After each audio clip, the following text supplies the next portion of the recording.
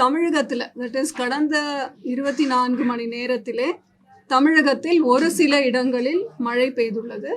அதிகபட்சமாக திருத்தணியில் 6 சென்டிமீட்டர் மழை பதிவாயிருக்கு. தென்மேற்கு பருவமழை மேற்கு தொடர்ச்சி மாவட்டங்களில் தீவிரமாக உள்ளது.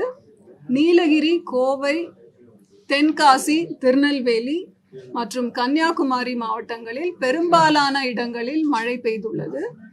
தேனி மற்றும் விருதுநகர் மாவட்டங்களில் அநேக இடங்களில் மழை பெய்துள்ளது. அடுத்த 5 நாட்களுக்கு கனமழை எச்சரிக்கை எதுவும் தரப்படவில்லை. இந்த 3 மாதங்களில் தமிழகத்தில் பதிவான மழை அளவு 25 சென்டிமீட்டர். இயல்பு நிலைன்னு பார்த்தீங்கன்னா 13 சென்டிமீட்டர்.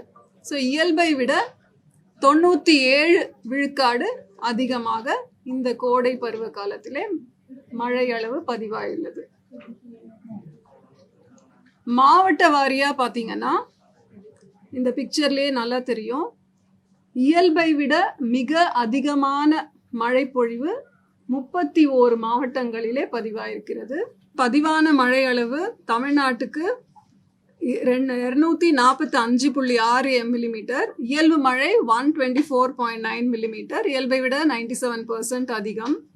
சென்னை மாவட்டம்னு பார்த்தீங்கன்னா பதிவான மழை அளவு 12 சென்டிமீட்டர், இயல்பு மழை அளவு 5 சென்டிமீட்டர். இது இயல்பை விட 129% அதிகம். அந்த வெப்பநிலை 40 டிகிரி செல்சியஸை தாண்டின நாட்கள், தாண்டின ஊர்கள் என்னன்ற ஒரு கேள்வி கேட்கப்படும்.